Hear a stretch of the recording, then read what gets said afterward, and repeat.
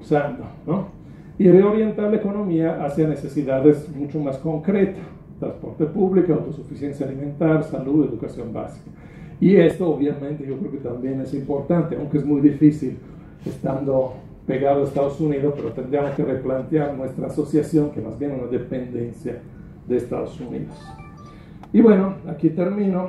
Gracias por la atención. Aquí algunos trabajitos que he publicado sobre el tema.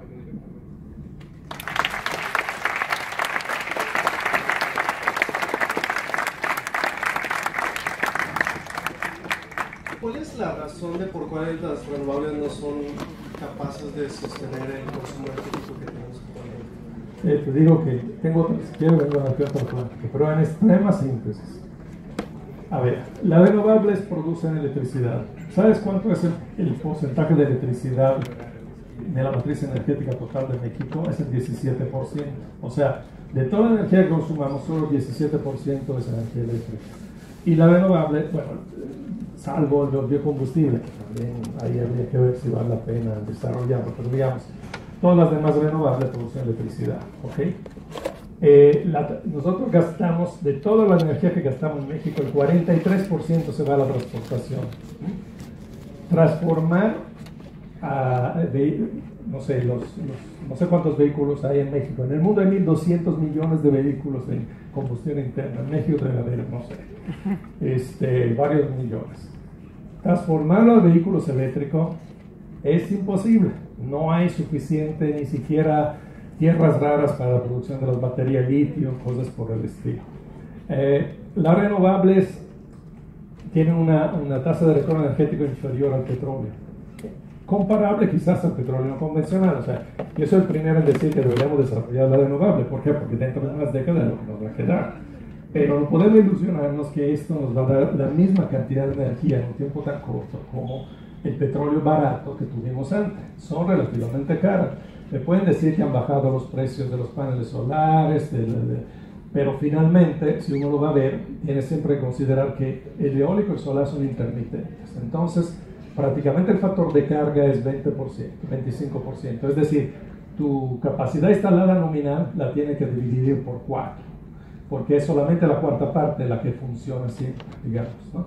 El viento no sopla siempre, de noche no hay sol, etc. Entonces, aún con las mejores tecnologías, es un gran problema mantener el suministro eléctrico con fuentes intermitentes. Tú necesitas algo que te dé carga base. La carga base te la da la hidroeléctrica, ok, pero la hidroeléctrica no la podemos crecer mucho más. Todos los grandes ríos del país tienen cortinas. Las últimas cortinas que se hicieron funcionan: la Yesca, el Cajón, Aguamilpa, y en el Río Grande de Santiago funcionan 3-4 horas por día, porque si no se le acaba la presa. No hay suficiente flujo. Todo el sureste sí, pero en la mitad norte del país no tiene suficiente agua. Geotermia. La geotermia, si bien nos va, actualmente representa el 2% de la producción eléctrica, ¿okay? Si bien nos va, la triplicamos, pero no va. O sea, y la geotermia la hay en unos cuantos puntos. ¿Y dónde la hay? Excelente forma de energía, pero no está en todos lados, evidentemente. Entonces, si uno hace un poco de cuenta, va a darse cuenta que podemos sustituir una parte de la energía que consumamos. Y el problema fundamental en México, creo que es la transportación. O sea, no tenemos trenes eléctricos, nunca los hemos construido, desafortunadamente. Casi ni tenemos trenes modernos, porque después de Porfirio Díaz creo que se construyeron 2 o 3 líneas, ¿no? Que más bien turísticas. Entonces, ¿cómo le vamos a hacer? O sea, esa es la cosa. Deberíamos meterle muchísimo a la transportación eléctrica pública, no al coche eléctrico, a la transportación de bienes y personas en trenes, en cosas así. Pero ahí va la cosa. Y bueno, el último problema con la renovable es que finalmente se construyen con combustibles fósiles. O sea, la fuente es renovable, pero la infraestructura para aprovechar las energías no es infinita. Los paneles duran 18, 20 años, no sé.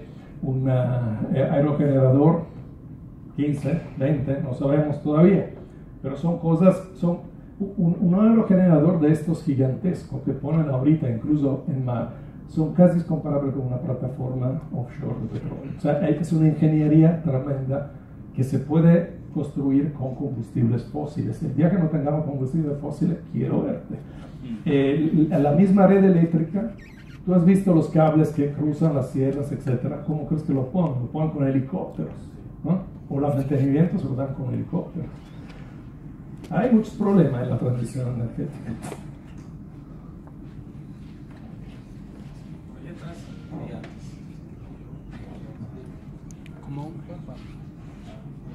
Fuerte, fuerte. Habla para... Aquí viene el micrófono. Dije, ¿lo puedes seguir grabando? Ya puedo aquí. Bueno, ¿para cuándo se prevé que al menos en México el petróleo escasee por completo? O sea, ¿qué periodos, qué años? Y en caso de llegar a, bueno, cuando lleguemos a esa época, ¿qué tan viable sería la energía nuclear? Bueno, como te estaba diciendo, ya son importadores, ¿no? Como que ya llegó. No es que se agote, o sea, pero en la realidad, si uno hace la suma, nosotros exportamos petróleo, sí, pero importamos derivados. Si uno hace la suma energética, ya somos deudores, entonces ya estaríamos en una situación delicada desde ese punto de vista. Lo que podemos hacer es aumentar nuestra capacidad de refinación, eso sí, no se ha hecho.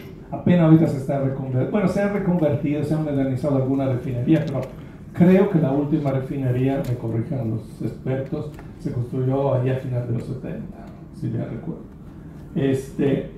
Pero es una inversión muy grande. Y lo que dicen la CNR es que, bueno, nos cuesta menos importar que construir y destilar nosotros. Ahora, la cuestión del nuclear.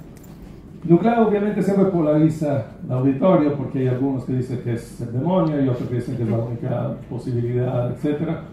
Si hacemos a un lado la cuestión del riesgo, que es muy importante, tú necesitas 7, 8 años, digamos 5, 6, 7 años a construir una central nuclear con una inversión muy grande, ¿ok? Entonces, deberíamos de haberlo hecho, pero además no basta una. O sea, una central nuclear te produce, qué sé yo, 2000 megawatts, una grande, te produce más o menos como una buena central hidroeléctrica, ¿no? Pero ahí también, más allá del riesgo en sí, no hay muchos sitios en México. La que tenemos se construye a un lado del mar porque necesita agua para enfriar los reactores. En los ríos tenemos la mitad centro-norte del país que tiene ríos prácticamente casi temporales, que no tienen agua suficiente todo el año. En la mitad sur hay más problemas, incluso el problema también de riesgo geológico, terremotos, deslizamientos, etc. O sea, realmente no somos como Francia, que es un país así prácticamente semiplano, que decidió hace muchas décadas construir centrales nucleares y le ha ido bien hasta ahora, pero también las centrales nucleares tienen un tiempo de vida, 25, 30, ahorita le están empujando cada vez más, 30 años, y luego ¿qué? O sea, hay que realmente pensar si vale la pena invertirle a esto. Algunos lo plantean como una solución puente, pero es mucho dinero, y ahorita que lo que está escaseando es el dinero. Entonces uno tendría que decir, lo meto al shale, lo meto al nuclear, lo meto a las renovables. Pues a largo plazo lo que queda son las renovables, aún con todos los asegúnes. Gracias por tu plática, muy interesante. Yo tengo nada más una observación, una inquietud que quisiera nos platicaras con base en tu experiencia. Hasta antes de la reforma energética, tengo entendido, bueno, no tengo entendido, también tengo datos, ¿no?, acerca de ello. Existía digámoslo así, un romance muy claro entre la academia y la industria petrolera, particularmente Pemex, a través de estas actividades de vinculación, ¿no?, en los cuales la academia hacía servicios para estudios de investigación a Pemex. En este nuevo escenario, después de la reforma energética, ¿existe ya algún dato duro de cómo ha impactado a esta actividad vinculante este nuevo esquema de política para explotar los recursos energéticos de nuestro país? La verdad, no tengo mucha información al respecto, quizás lo tienen más ustedes del instituto que han tenido esta relación. En general, yo he visto que ha disminuido, pero ¿por qué? Precisamente por lo que tú decías, la vinculación era directamente con Pemex, y como Pemex tiene cada vez menos dinero para invertir, pues ha ido menguando también esto, ¿no? Con las nuevas empresas yo veo difícil que se dé lo mismo, en parte porque si son empresas extranjeras tienen sus propios expertos. Claro, siempre pueden pedir servicios a la Academia Nacional, pero pues no es tan sencillo, ¿no? O sea, normalmente, te digo, es una impresión, ¿sí? De afuera. Bueno, vamos a hacer 2 preguntas más. Estaba aquí desde tiempo.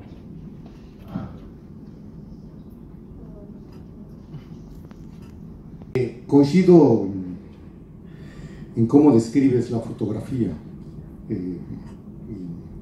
Comparto tu pesimismo, pero lo quisiera matizar porque, sobre todo porque están aquí los muchachos. De la siguiente manera: lo que nos has mostrado es la punta del iceberg. Como tú en una de las láminas dijiste, hay otras cosas, y entre esas cosas es la política petrolera. Es una política petrolera que no ha implantado Pemex, la ha implantado la Secretaría de Hacienda. Y es la Secretaría de Hacienda que a partir de 1983 marca otra política petrolera que impacta directamente en la exploración. Entonces, el iceberg, la punta del iceberg nos dice que no nos queda más que no convencionales y nos quedan aguas profundas. Pero si vemos la base del iceberg, entonces yo les puedo decir, entre 1953 y 1963, Pemex perforaba un promedio de 100 pozos exploratorios en todo el país. Entre 1965 y 1971 perforó hasta 170 pozos exploratorios en todo el país. Los resultados: Cantarell, Reforma Cal y lo que disfrutamos el día de hoy. En los años 90 perforábamos un promedio de 15 pozos al año y hubo años en que perforamos 5. Obviamente, si vemos la punta del iceberg, vemos, bueno, pues esto ya se está acabando. Entonces yo creo que todavía en petróleo convencional hay mucho que hacer. Tú presentaste, Jaime, hace poco una plática, porque no está completamente explorado el país.